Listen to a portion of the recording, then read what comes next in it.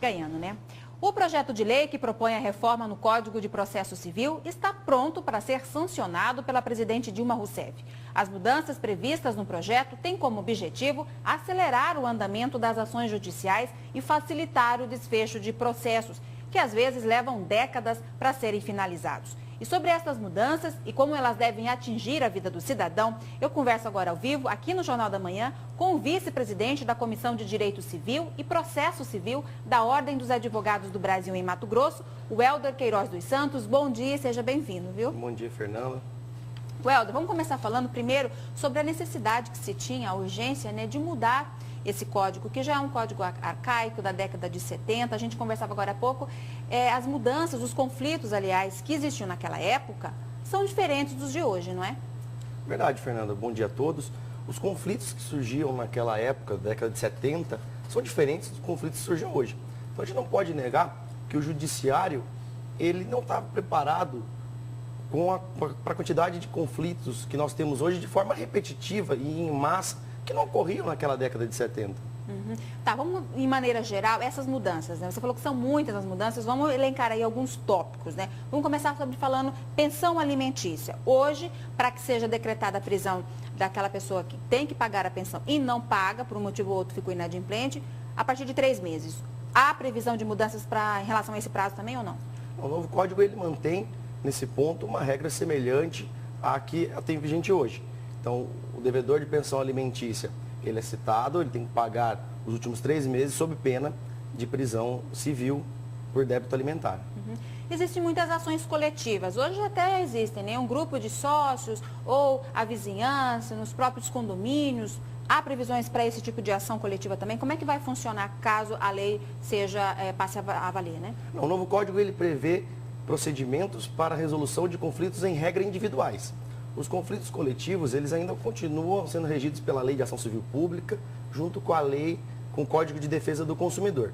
O que o novo código inova, que ele prevê um instituto novo, que é a possibilidade de conversão de uma ação que inicia individual, mas tendo em vista sua abrangência ser coletiva, dessa ação ser convertida a uma ação coletiva, de forma que o resultado da demanda atinja toda a sociedade. Por que essas ações coletivas são melhores? Ela ganha-se tempo, são mais práticas, uma sentença para todo mundo? Como é que funciona nesses casos? Exatamente, Fernanda.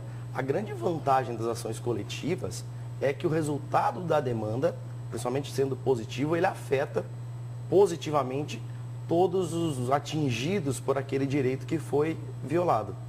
Agora falando de telefonia, que é uma demanda muito grande, principalmente no PROCON, né? E que aí depois, em casos mais extremos, acaba chegando no judiciário. Para esses casos de telefonia móvel, de telefonia fixa, que seja, como é que vai funcionar? Internet também, né?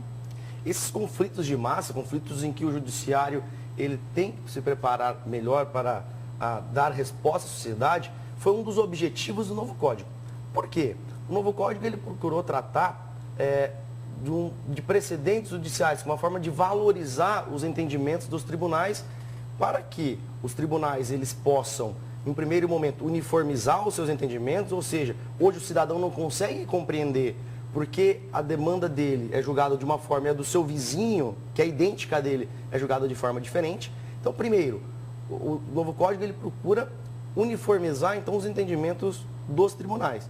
E aí, no segundo momento, estabilizar esse entendimento para que seja aplicado de forma uniforme.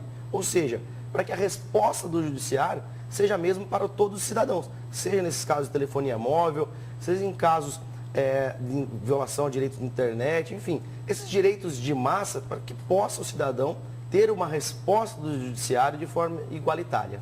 Um outro tópico que também que vai estar incluso aí nessas mudanças é com relação às ações envolvendo bancos contra agências bancárias ou então reclamando fundos de garantia por tempo de serviço. O que vai mudar? Qual é a proposta de mudança para esses casos, por exemplo? Em ações relacionadas a bancos, Não, o novo código ele traz algumas inovações no que diz respeito ao procedimento de cobrança, enfim, procura trazer uma forma melhor de conciliar as partes, inclusive em litígios bancários, tentar chegar num acordo. E mais, ele também influencia na parte de execução, ou seja, ele procura aprimorar as técnicas para penhora de bens, para satisfação de crédito, seja relacionado com o banco no lado como credor, seja no banco como lado como devedor. Uhum. Falando ainda dessas ações judiciais, aqueles que não pagarem as sentenças, correm o risco de ter o nome restrito incluído ali nos serviços de proteção ao crédito também? É verdade. O novo código passará a ter previsto expressamente a possibilidade de o nome de um devedor condenado por uma sentença judicial ser incluído em órgãos de proteção ao crédito. É algo que hoje alguns entendem ser possível e alguns juízes, uma vez pedido, determinam, mas que pela primeira vez terá isso positivado na lei, a possibilidade de uma sentença judicial ser incluída no órgão de proteção ao crédito. Você acha que isso é uma boa maneira, é uma forma de pressão? Acho que na prática isso vai ser facilmente aplicado ou não? Eu acho que isso vai ser facilmente aplicado. Os juízes, acredito mesmo que eles, uma vez solicitado, encaminharão o nome para os órgãos de proteção ao crédito, e acredito que isso é uma boa técnica coercitiva para os devedores, uma vez que as pessoas procuram ter o seu nome limpo na praça, possam quitar os seus débitos junto ao Poder Judiciário. Só para a gente encerrar, Helder, a grande proposta, o grande objetivo aí dessas mudanças é realmente, como eu disse agora há pouco, garantir agilidade, né? E para isso a ideia é que as partes sejam chamadas antes dessas ações judiciais para tentar um acordo, é isso? Exato. Entre as diversas inovações do novo Código, das duas principais, a primeira, a valorização da jurisprudência, e a segunda é buscar incentivar os meios alternativos. E uma delas foi exatamente mudar o procedimento para que a conciliação e a mediação, ou seja, que as partes busquem solucionar entre elas o seu conflito, venha antes da contestação. Ou seja, logo após instaurado o litígio, o conflito, a demanda, as partes possam então tentar conciliar e resolver o seu conflito amigavelmente. Ok, muito obrigada e bom dia para você, tá? Obrigado, Fernanda. Bom dia para vocês.